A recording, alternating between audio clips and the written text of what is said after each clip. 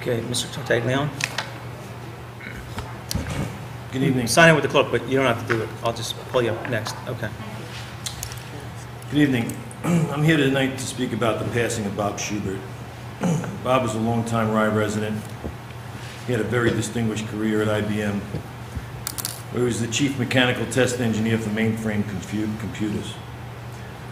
Bob had several overseas assignments for IBM, including Director of Defense and Complex Contracts in Paris, France, including Director of Maritime Systems in Brussels, Belgium, and in Milan, Italy. Bob reported directly to Thomas J. Watson, IBM's chairman and CEO.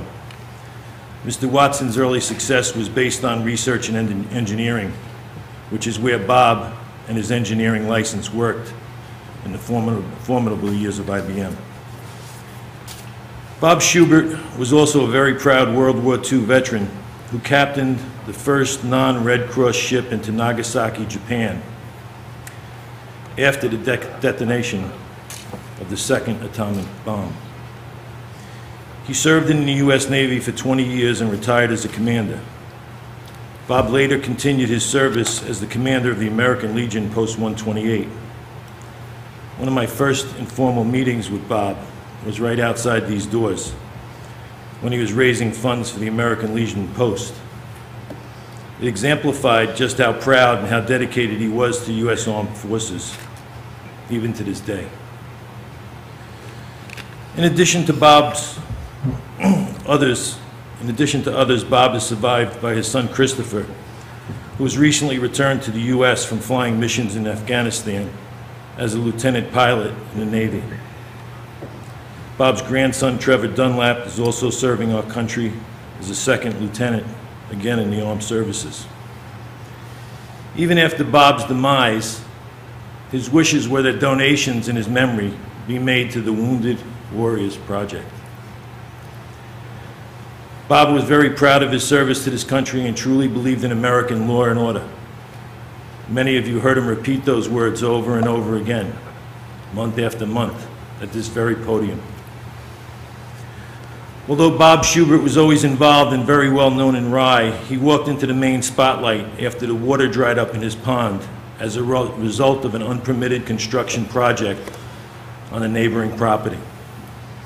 His unpermitted project was allowed to proceed due to the inappropriate influences of the political class here in Rye. This has all been documented in recent sworn deposition transcripts still in the possession of Rita Schubert. After the city refused to enforce its wetlands codes in an effort to save one of its chosen few thousands and thousands of dollars in permitting and construction fees, Bob Schubert set on a quest to require the city to do what it had failed to do from the start, enforce Chapter 195 and get his water back.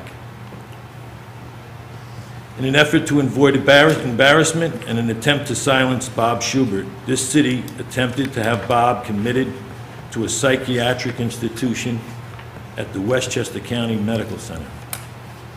But the city's attempt once again failed to deter or silence Bob Schubert.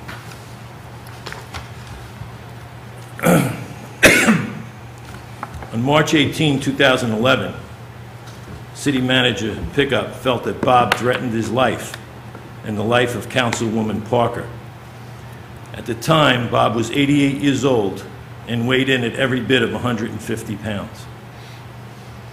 The third and final attempt to silence Bob Schubert occurred after Bob entered City Hall to view a wetlands map located on the wall. Bob was once again charged by the police and prosecuted after another complaint initiated by Mr. Scott Pickup, our Rye City Manager. For 2 or 3 weeks prior to Bob's passing, Rita Schubert made several attempts to contact Mr. Pickup in an effort to have him drop the charges against Bob Schubert. Bob so wanted to die without the tarnish of Mr. Pickup's claim on his name. But the calls were never returned to Mrs. Schubert from Mr. Pickup, and Bob passed away on January 5th. When Bob passed away, he was at home with his wife and his son Christopher by his side. Ironically, Bob passed away in his bedroom, overlooking the mud hole that he fought so hard to have this city fix for so many years. Mayor French, at one time, you'd claimed to be Bob Schubert's savior, soliciting money at a fundraiser and proclaiming how you would bring back enforcement so lacking for so long in Rye. You turned out to be Bob Schubert's biggest disappointment. What I find unconscionable is the way that Bob Schubert was treated by this administration, as well as the past one. All Bob Schubert wanted was what was his to begin with, his water back. In closing, it should be noted that Mayor French and this council may have silenced Bob Schubert. He's gone. He's dead. But in the end, it'll never stop the truth from being told. The truth about how two administrations failed, disrespected, persecuted a highly decorated World War II veteran and a much respected senior citizen in an effort to cover up wrongdoing by but a few in control in Rye. Thank you for your time.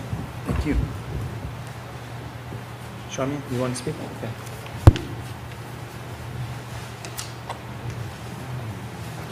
Welcome. I'm sorry, I feel a little guilty talking about something. I met Bob Schubert when he called me a liar, but he did it in a good way. He told me I was not old enough. Charmian Neary, I'm sorry, I thought I did, I'm sorry. He told me I was not old enough to have a father who fought in World War II. So I always liked him after that.